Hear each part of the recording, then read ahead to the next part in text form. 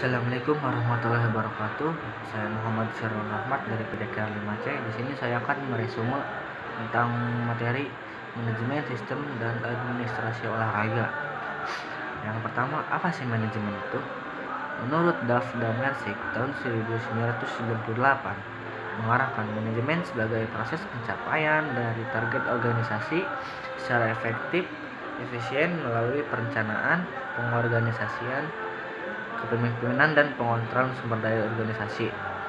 Nah, menurut Hersey dan Blackhart tahun 1982 dan De Kenzo dan Robbins 1999 mencatat bahwa manajemen bergerak atau bekerja dengan melalui perseorangan juga kelompok untuk menyelesaikan target organisasi. Dan istilah manajemen didapat dari kata dalam bahasa Prancis manager yang berarti digunakan dengan hati-hati, dan juga dari kata dalam bahasa Italia yaitu manager yang berarti mengendalikan. Istilah tersebut sangat sering digunakan pada sistem pelatihan kuda dan lambat laun dipakai untuk operasi militer dalam peperangan dan pengorganisasian kembali militer yang dihubungkan dengan pengembalian atau kontrol. Selanjutnya itu, apakah manajer itu? Seorang manajer adalah seorang yang aktif secara khusus dan merupakan bagian dari proses manajemen. Secara spesifik, seorang manajer adalah seorang melakukan perencanaan, kembali mengambil keputusan, mengorganisasikan staf, pemimpin, motivasi, sekaligus mengontrol sumber daya organisasi.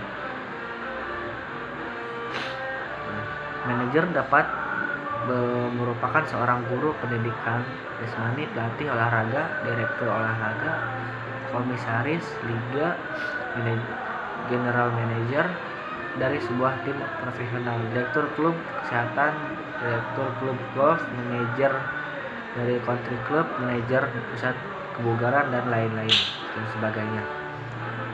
Mengapa mengejar karir di manajemen? Banyak alasan dan motif seseorang untuk mengejar karir di manajemen. Beberapa orang suka akan pengakuan dan prestasi yang secara periodik dikeluarkan oleh perusahaannya, seperti dekan, direktur olahraga, manajer fitness. Kenyataannya bahwa seorang manajer itu atau seorang yang dalam posisi manajer mengatur organisasi biasanya mempunyai pendapatan gaji yang lebih tinggi dibanding posisi lainnya di organisasi tersebut. Ini dapat menjadi motivasi yang kuat bagi beberapa orang untuk menjadi manajer. Prinsip manajemen dan struktur organisasi. Struktur manajemen organisasi harus menjelaskan pendelegasian wewenang dan tanggung jawab.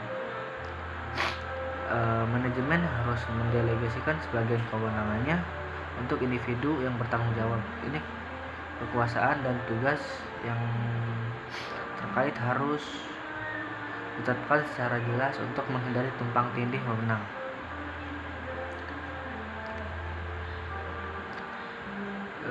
Manajemen yang sukses tergantung pada komunikasi. Komunikasi sangat penting, tentu saja. Kita semua sangat memerlukan komunikasi, termasuk juga dari sistem manajemen, dan manajer ini sangat memerlukan komunikasi yang baik agar manajemen itu berjalan dengan lancar dan sesuai target. Manajer harus menjadi pemimpin staf yang efektif, seorang pemimpin yang aktif.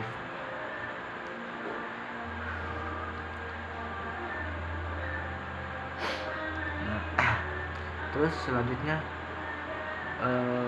faktor-faktor seperti ukuran, sumber daya manusia, dan kendala ekonomi serta menentukan struktur organisasi yang paling tepat untuk situasi tertentu. Dapat disimpulkan, jadi salah satu fungsi manajemen adalah untuk mengembangkan struktur organisasi melalui tujuan pendidikan jasmani dan olahraga secara efektif dan efisien.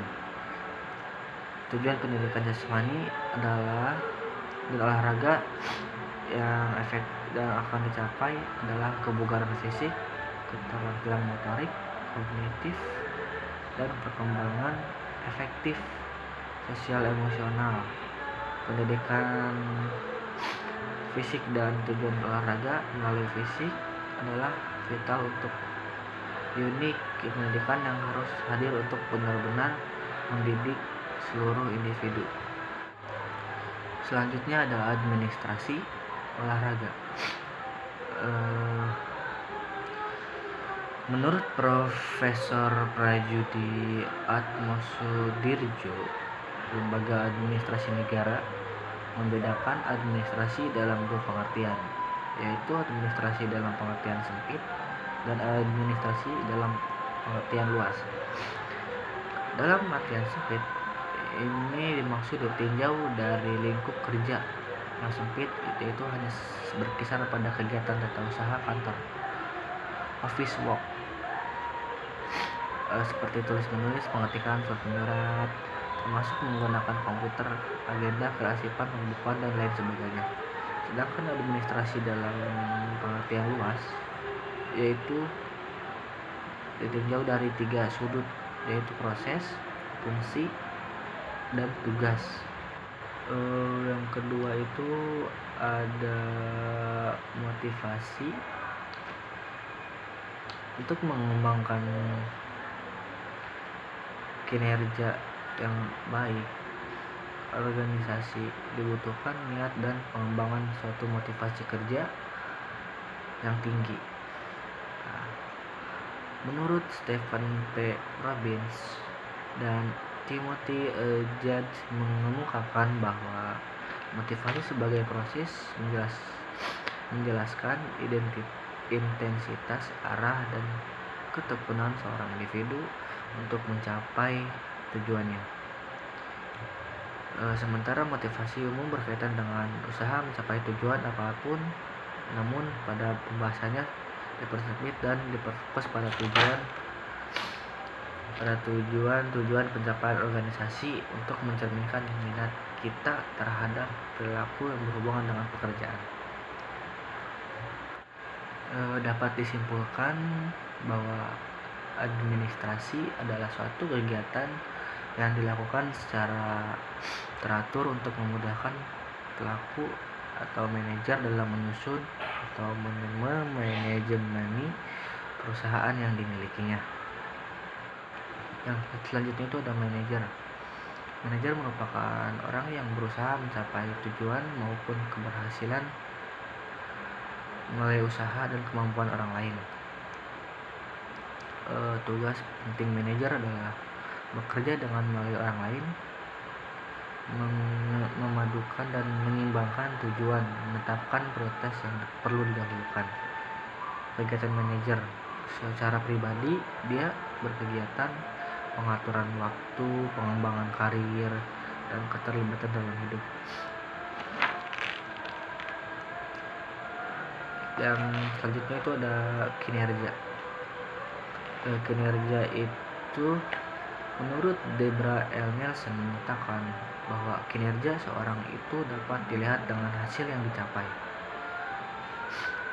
Dan pengertian kinerja menurut Michelle Armstrong ini, menurut dia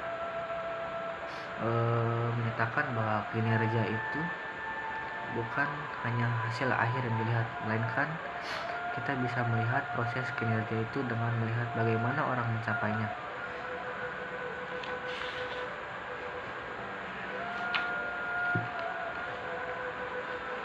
Sedangkan kinerja tugas terbagi atas 2 kategori, yaitu penilaian kinerja dan perilaku masyarakat. Di antara keduanya mempunyai pengaruh yang positif terhadap organisasi. Jadi dari beberapa pengertian para ahli yang tadi itu disebutkan,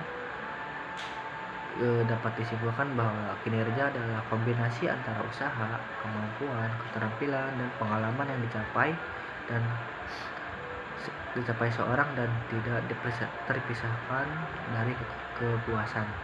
Yang selanjutnya ada pembuatan keputusan, adalah tindakan menyusun pemikiran seseorang, membuat kesimpulan dan membuat penilaian atas beberapa pertimbangan ketika menghadapi beberapa pilihan. Mungkin itu saja yang dapat saya resum atau dapat saya sampaikan. Saya memiliki sebuah pertanyaan dari materi yang telah saya sampaikan ini. Apakah manajer itu bisa dipecat jika tidak sesuai dengan manajemen, sedangkan manajer itu merupakan pemimpin dalam sebuah perusahaan atau organisasi?